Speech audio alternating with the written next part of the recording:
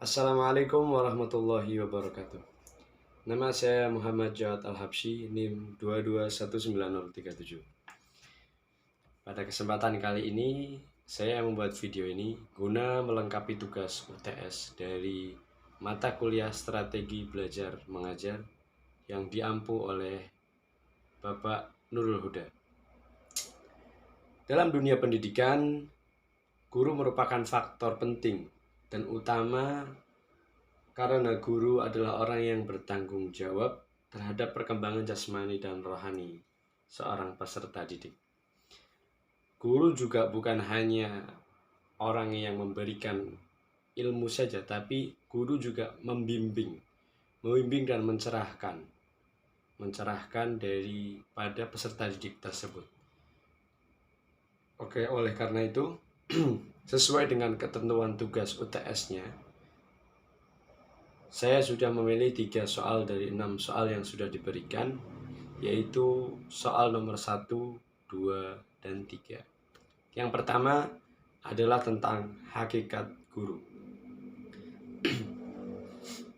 Hakikat guru ada 7. Ya, yang pertama, guru merupakan agen pembaharuan. Kenapa disebut agen pembaharuan? Karena guru memberikan sebuah transfusi, mentransfer pendidikannya yang sudah ia pelajari dari semenjak dia menjadi seorang peserta didik. Guru mentransfer ilmunya yang membuat siswa ini menjadi berkembang. Dan perkembangan siswa bisa dipengaruhi oleh seorang guru.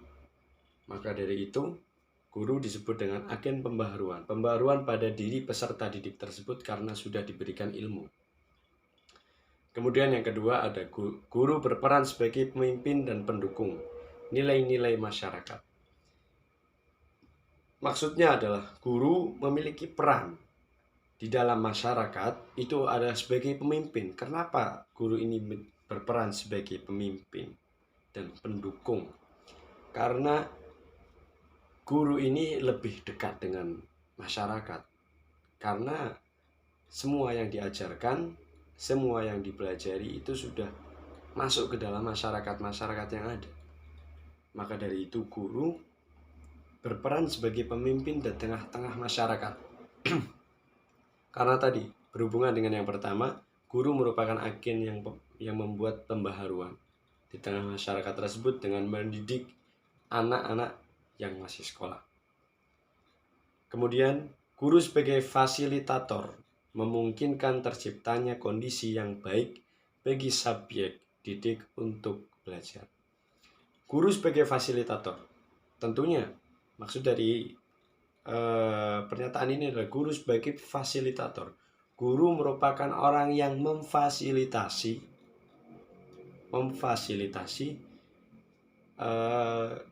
apapun yang diinginkan oleh siswa untuk mencapai sebuah pengetahuan, agar menarik siswa untuk mendalami pengetahuan tersebut.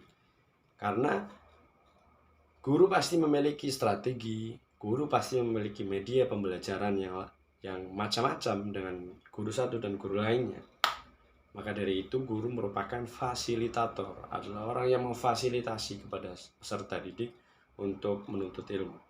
Keempat, guru bertanggung jawab atas tercapainya hasil belajar subjek didik. Tentunya, maksud dari pernyataan ini adalah guru bertanggung jawab.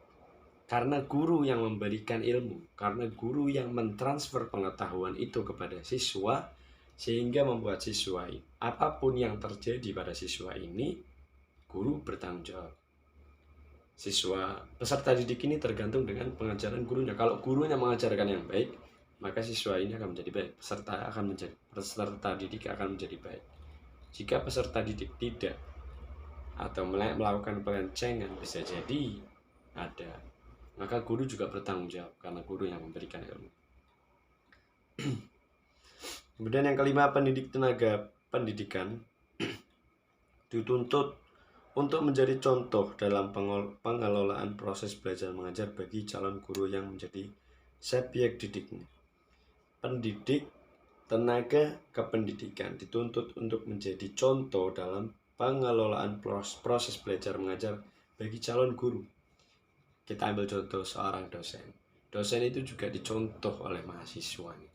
Karena mahasiswa, ya apalagi yang di dalam fakultas pendidikan yang notabene adalah calon guru, maka akan melihat contoh dari dosennya. Bagaimana dosen, karena dosennya sudah melalui fase pendidikan yang lebih tinggi. Dosen sudah melakukan S2, melakukan tesis, sedangkan mahasiswa belum mencapai tahap itu. Otomatis pastinya seorang mahasiswa akan mencontoh dosen. Seperti itu. Yang keenam, guru bertanggung jawab secara profesional untuk terus-menerus meningkatkan kemampuannya. Jadi guru bukan hanya apa yang sudah dipelajari saja. Apa yang sudah dipelajari ya sudah, yang dikeluarkan kepada peserta didik ya itu saja, tidak ditambah, tidak dilakukan sebuah dihiasi lebih baik agar penyampaiannya kepada siswa mudah dipahami. Seperti itu merupakan sesuatu yang stagnan. Dia hanya berhenti saja di situ, tidak berkembang ke tahap selanjutnya. Maka dari itu guru bertanggung jawab secara profesional untuk terus-menerus meningkatkan kemampuannya. Jadi kemampuannya harus terus diasah. Kemampuan berbicaranya, kemampuan menyampaikan materinya, seperti itu. Kemudian yang terakhir, guru menjunjung tinggi kode etik profesional. Ada di dalam guru itu ada kode etik yang dan lain sebagainya. Jadi guru harus menjaga kode etik tersebut agar jangan sampai melanggar kode etiknya. Karena jika melanggar kode etik otomatis akan melecehkan nama guru. Seperti itu. Selanjutnya pada pertanyaan yang kedua adalah berkaitan dengan makna strategi pembelajaran. Saya mengambil beberapa dari ada 3 dari seorang ahli, makna dari seorang ahli. Yang pertama ada Gerlach dan Eli pada tahun 1990.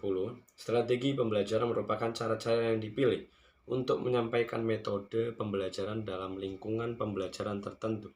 Selanjutnya, mereka menjabarkan bahwa strategi pembelajaran dimaksud meliputi sifat, lingkup, dan urutan kegiatan. Urutan kegiatan pembelajaran yang dapat memberikan pengalaman belajar kepada peserta didik. Strategi pembelajaran meliputi sifat, lingkup, atau konsep kajian yang dapat memberikan pengalaman belajar peserta didik melalui kegiatan belajar yang sistematis. Ini menurut Gerlach dan Eli. Pada intinya, makna yang menurut Gerlach dan Eli adalah bahwa strategi pembelajaran harusnya dibuat secara sistematis. Karena secara sistematis, kemudian di dalamnya ada sifat, lingkup, atau konsep kajian yang diberikan kepada, yang di dalamnya ada pengalaman belajar yang akan diberikan kepada peserta didik secara sistematis menurut Gerlach dan Eli. Yang kedua, Gropper di dalam Wirjawan dan Nur Hadi tahun 1990. Strategi pembelajaran merupakan pemilihan atas berbagai jenis latihan tertentu yang sesuai dengan tujuan pembelajaran yang ingin dicapai. Mereka menegaskan bahwa setiap tingkah laku yang diharapkan dapat dicapai oleh peserta didik dalam kegiatan belajarnya harus dapat dipraktekkan. Strategi pembelajaran merupakan pemberian berbagai jenis latihan tertentu yang sesuai dengan tujuan yang ingin dicapai, yang harus dapat dipraktekkan oleh peserta didik sebagai syarat tercapainya perubahan tingkah laku yang diharapkan. Jadi menurut Wirjawan dan Nur Hadi, ya, strategi pembelajaran itu adalah serangkaian jenis latihan tertentu yang berkaitan dengan pendidikan tentunya, yang sesuai dengan tujuan. Jadi kita memiliki tujuan, kemudian kita memberikan latihan-latihan tertentu untuk mencapai tujuan itu merupakan strategi pembelajaran. Kemudian menurut Kozma dan dalam Gofur, tahun 1989. Strategi pembelajaran dapat diartikan sebagai setiap kegiatan yang dipilih, yaitu yang dapat memberikan fasilitas atau bantuan kepada peserta didik menuju tercapainya tujuan pembelajaran tertentu. Strategi pembelajaran adalah setiap kegiatan pembelajaran yang dapat membantu peserta didik mencapai tujuan pembelajaran tertentu. Jadi kalau menurut dari Kozma, strategi pembelajaran adalah kegiatan pembelajaran ya yang dapat membantu. Menurut Kozma, ini agak lebih lebih rinci, lebih singkat ya dari Kozma. Kemudian ada istilah terkait ya. Masih dalam soal yang nomor 2. Nah, istilah terkait di dalam strategi pembelajaran ada pendekatan pembelajaran. Pendekatan dalam pembelajaran diartikan sebagai cara pandang kita terhadap proses pembelajaran yang mengacu pada pandangan kita tentang suatu yang bersifat umum. Pendekatan dalam pembelajaran ini dibagi menjadi 2. Ada pendekatan yang berorientasi pada atau berpusat pada siswa. Ada pendekatan yang berorientasi atau berpusat pada guru. Student-centered approach dan teacher-centered approach. Kedua pendekatan dalam pembelajaran ini bisa menjadi cikal bakal munculnya model pembelajaran yang nantinya akan digunakan oleh peserta, oleh seorang pendidik. Pendekatan yang berorientasi atau berpusat pada siswa akan melahirkan model pembelajaran yang discovery. Jadi kalau pendekatan yang digunakan itu adalah student-centered approach atau pendekatan yang berorientasi atau berpusat pada siswa, maka akan melahirkan model pembelajaran discovery learning. Itu adalah belajar untuk menemukan sesuatu, karena siswa memiliki cara pandang yang luas, otomatis jadi discovery learning ini mereka akan menemukan metode-metode yang lain. Kemudian model pembelajaran inquiry based learning, model pembelajaran kooperatif. Sedangkan pendekatan yang berorientasi atau berpusat pada guru akan melahirkan model pengajaran langsung, direct instruction. Karena jika berpusat pada guru, maka guru hanya akan memberikan direct atau arahan kepada siswa. Jika melihat efisiensi, maka kalau menurut saya lebih masuk kepada student-centered approach atau pendekatan yang berpusat pada siswa, karena akan menimbulkan discovery, penemuan itu akan sangat penting menurut saya. Walaupun masih di taraf yang rendah, masih di taraf siswa saja, tapi discovery itu akan membuat siswa lebih terstimulus untuk jangka selanjutnya. Kemudian yang kedua ada metode pembelajaran. Dalam arti sempit ya, strategi pembelajaran sama dengan metode pembelajaran. Jadi strategi sama dengan metode, yaitu cara yang ditempuh untuk mencapai tujuan. Itu adalah metode, sama dengan strategi. Metode adalah segala upaya untuk mengimplementasikan rencana yang sudah disusun dalam kegiatan nyata agar tujuan pembelajaran yang diinginkan dapat tercapai secara optimal. Metode ini berhubungan erat dengan strategi pembelajaran. Kenapa berhubungan erat?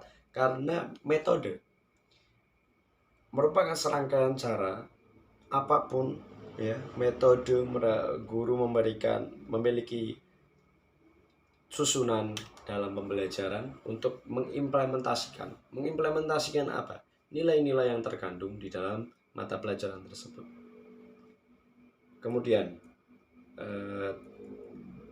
teknik pembelajaran. Teknik dalam pembelajaran dapat diartikan sebagai cara khas yang dilakukan oleh seorang pendidik dalam rangka mengimplementasikan metode pembelajaran teknik yang bisa dilakukan oleh seorang pendidik.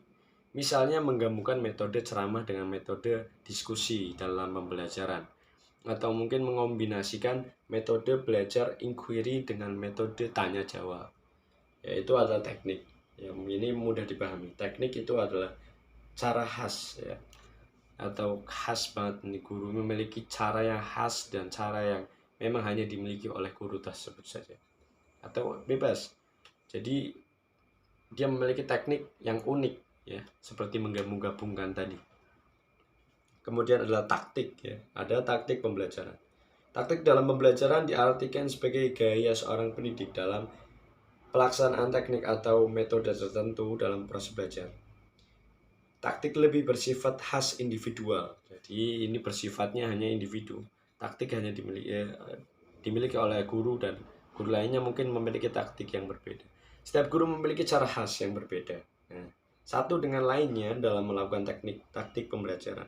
Misalnya dua orang pendidik yang sama-sama dalam melakukan taktik pembelajaran menggunakan metode ceramah dalam situasi dan kondisi yang sama, tetapi teknik dan taktik yang digunakannya akan berbeda karena taktik pembelajaran itu bersifat individual.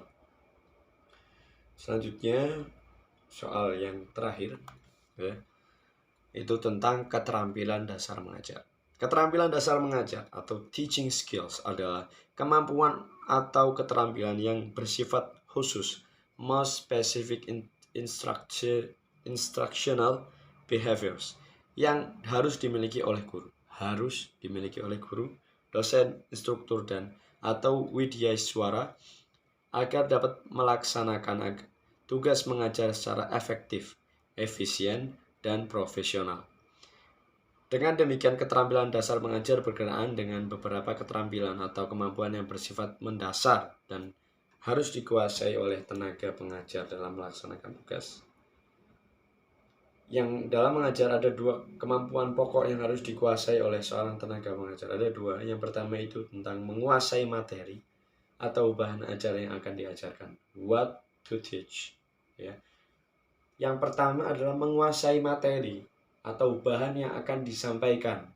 Itu merupakan keterampilan dasar mengajar, dasar dan harus dimiliki oleh setiap tenaga pendidik. Ya. Untuk menyampaikan sesuatu, otomatis kita harus memiliki kemampuan dalam pengetahuan untuk mengetahui apa bahan yang kita akan ajarkan. Kemudian yang kedua ada menguasai metodologi atau cara untuk membelajarkannya, how to teach. Kalau tenaga pendidik tidak memiliki cara atau tidak memiliki metodologi dalam pelaksanaan pembelajarannya, maka yang disampaikan, delivery-nya akan tertatih-tatih dan akan sulit dipahami oleh siswa. Maka dari itu dua kemampuan ini sangat penting. Dua kemampuan yang pokok dan dasar ini harus diketahui oleh tenaga pendidik. Mungkin cukup sekian yang dapat saya sampaikan. Kurang lebihnya mohon maaf bila ada kekurangan. Terima kasih kepada Bapak Nurul Huda, dan saya ucapkan terima kasih banyak Pak. Walafu minkum. Wassalamualaikum warahmatullahi wabarakatuh.